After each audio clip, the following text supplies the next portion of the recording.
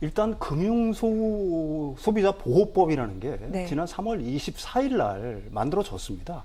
이게 왜 만들어졌는지 그 이유를 알 필요가 있어요. 네. 그 이전에 훨씬 전에 키코 사태 있었고요. 요 근래에만 해도 이제 라인 펀드 사태가 있었고, 네. 그다음에 해외 금리 연기형 DLF 사태라고 그래가지고 거기 수많은 사람들이 이제 그 불안전 판매로 인한 피해를 입었다고 호소를 하지 않았습니까? 네.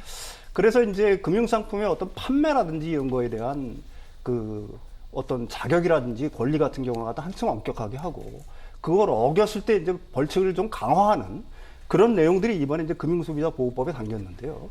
이게 이제 유예 기간이 사실 6개월이었습니다.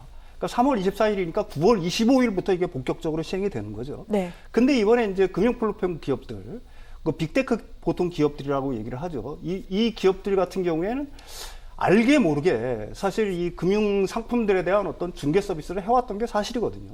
가령 예를 들면은 당신의 보험을 갖다가 분석하겠습니까? 라고 해서 내가 물론 이제 동의를 누르죠. 네. 누르면 제 보험을 갖다가 쭉 분석을 합니다. 네. 그래서 지금 당신은 가령 암보험이 부족하니까 암보험을 갖다가 추천한다. 이런 식으로 이제 합니다.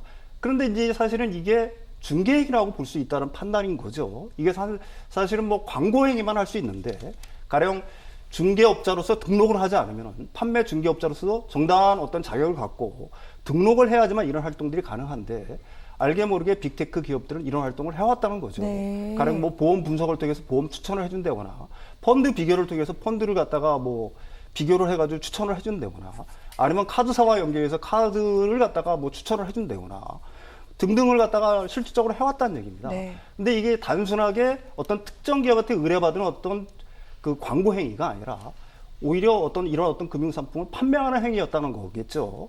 그러니까 당연히 금융소비자보호법에 적용을 받아야 되는 거고, 네. 그 중개인 등록을 하지 않으면은 이런 것들을 갖다 할 수 없다고 금융위가 이제 통보를 한 상황이거든요, 사실은. 네. 그것 때문에 이제 지금 이런 어떤 빅테크 기업들, 특히 이제 핀테크 기업들이 어떤 주가가 흔들리고, 굉장히 일부에서는 사실은 규제가 굉장히 강화됐다라고 얘기를 하는데, 사실은 3월 24일 날 만들어졌고 6개월 유예 기간을 뒀고, 네. 그 중간에 이제 이걸 갖다가 권고로 계속했습니다. 네. 이런 걸 고쳐라라고 권고를 했지만, 사실 빅테크 기업들이 이런 어떤 당국의 어떤 지시사항을 갖다가 지키지 않은 측면은 있다라고 얘기할 수가 있겠죠. 그렇군요.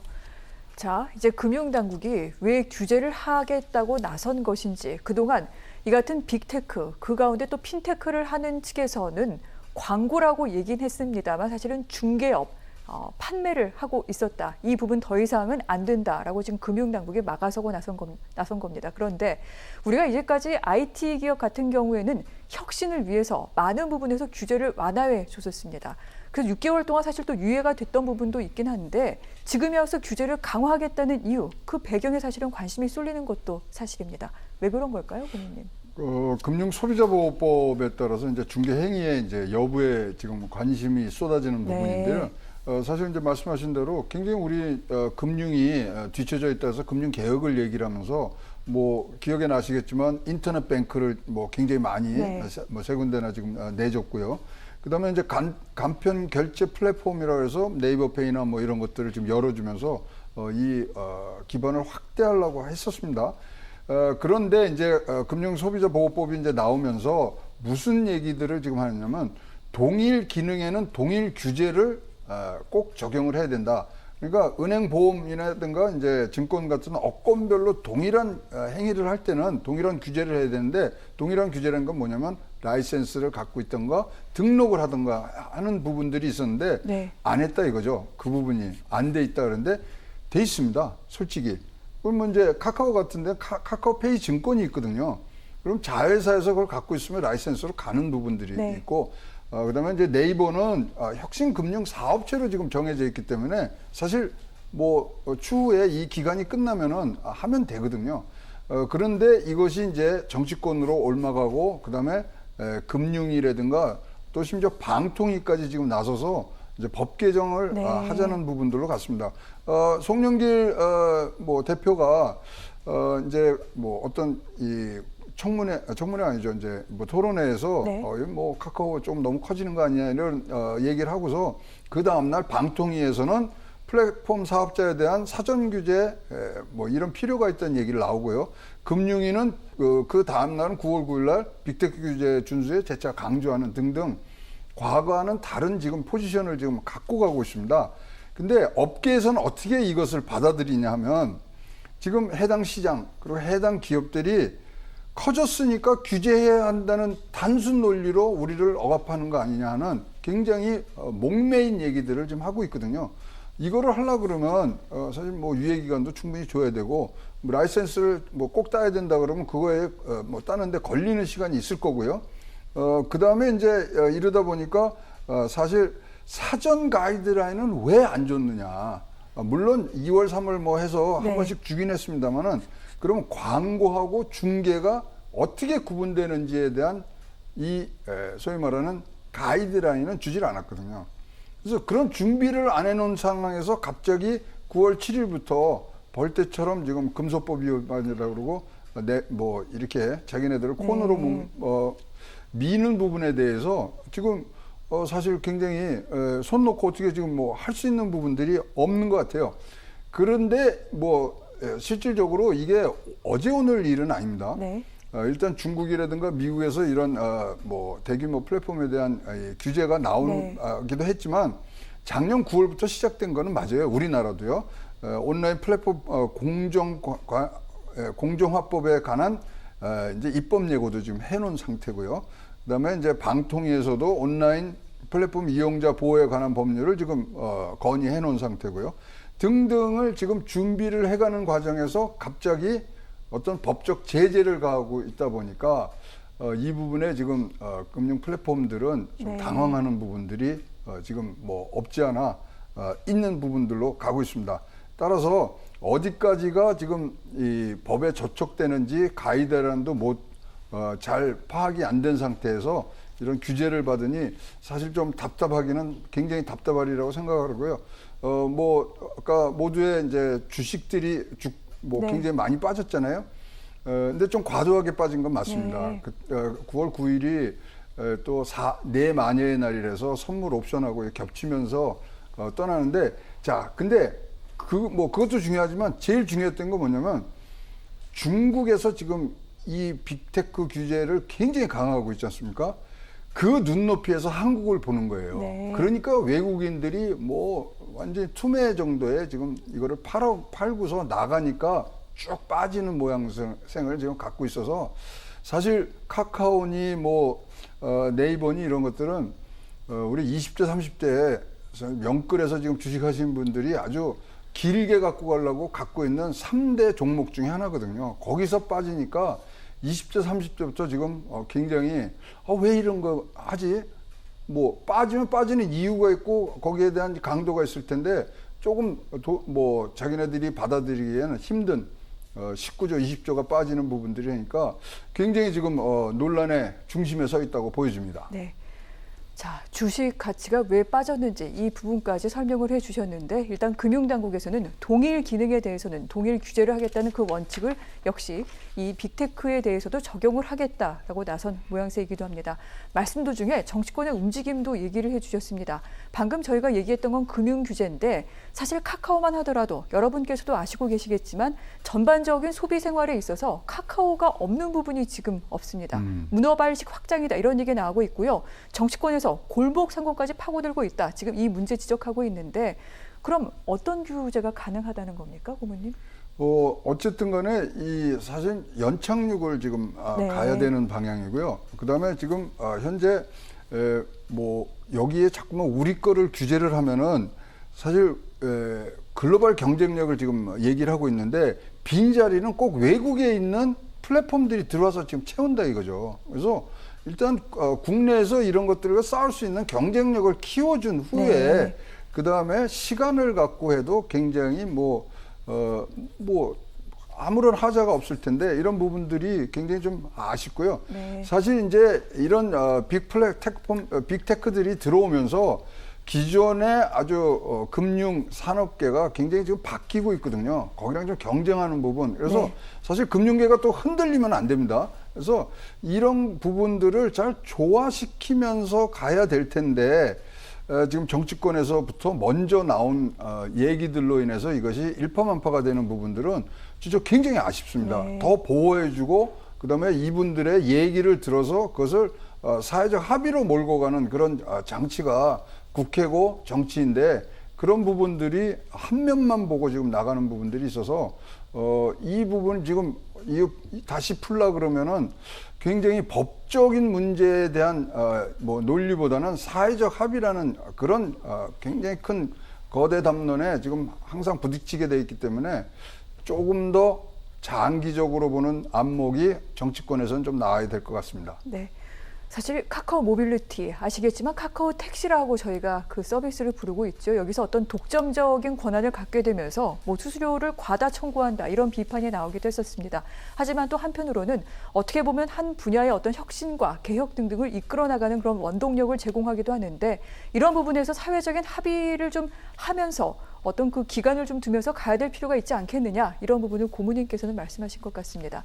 또 한 가지 좀 주목되고 있는 내용이 있습니다. 조금 전 주식 얘기도 하셨습니다만 이 카카오페이라고 지금 굉장히 좀 거대한 하반기 기업 공개 예정주가 있습니다. 카카오페이 같은 경우에는 카카오에서 금융업을 띄어서 지금 하려고 하는 중인데 암초를 만났다 이런 얘기 나오고 있습니다.